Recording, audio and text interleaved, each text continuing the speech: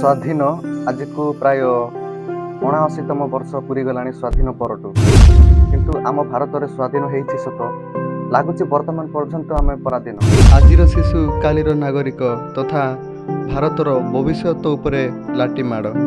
2024 ମସିହାରେ ଏମିତି ସ୍ଥିତି ଦୃଶ୍ୟ ଦେଖିବାକୁ ମିଳୁଛି ଯେଉଁଠିକି ନିଜ ନିଜ ପରିବାର ମଧ୍ୟରେ କୋହଳ ସୃଷ୍ଟି କରି ଏମିତି ମାଡ଼ ମାରି ଏମିତି ଅବସ୍ଥା କରି ସ୍ୱାଧୀନ କହିଲେ ଆମେ ନିଜକୁ ଫ୍ରିଡମ୍ ବା ନିଜକୁ ମୁକ୍ତ ଭାବରେ ନିଜ ଦେଶ, ନିଜ ରାଜ୍ୟ, ନିଜ ଏରିଆରେ ସ୍ୱାଧୀନତା ଭାବରେ ବୁଲିବା।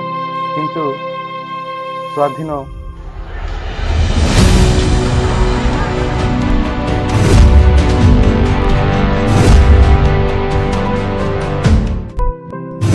ଉଣେଇଶହ 47 ମସିହା ପରେ କେହି ଜଣେ ବାହାର ଦେଶର ଲୋକ ପଚାରିଲେ ତମମାନେ କିଏ? ଉତ୍ତରରେ ଗୋଟିଏ ପଦ ଥିଲା, ଆମେ ସବୁ ଭାରତୀୟ। କିନ୍ତୁ ଏବେ 2024 ସୁଦ୍ଧା ଗୋଟିଏ ପଦର ଉତ୍ତର ଜାଗାରେ ଅନେକ ପ୍ରକାରର ଉତ୍ତର ଆସେ।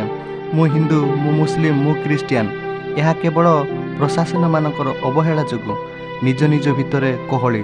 ଗୋଟିଏ ପରିବାରର ମୁଖିଆ ହେଇ ଶାସନର ଅବହେଳା ହେଲେ ପରିବାରର ସମ୍ପର୍କ ବିଗିଡ଼ିଥାଏ। ଆଜି ଆମେ ଭାରତୀୟ କୁଟୁମ୍ବକମ ତଥା ପରିବାର ମଧ୍ୟରେ କୋହଳ ସୃଷ୍ଟି କରି ନିଜେ ନିଜେ ଆମେ ପରାଧୀନ ମନେ କରୁଛନ୍ତି। ସ୍ୱାଧୀନତା ଦିବସ ଉପଲକ୍ଷେ ସମସ୍ତଙ୍କୁ ହାର୍ଦ୍ଦିକ ଅଭିନନ୍ଦନ। ଜୟ ଭାରତ, ଜୟ ହିନ୍ଦ।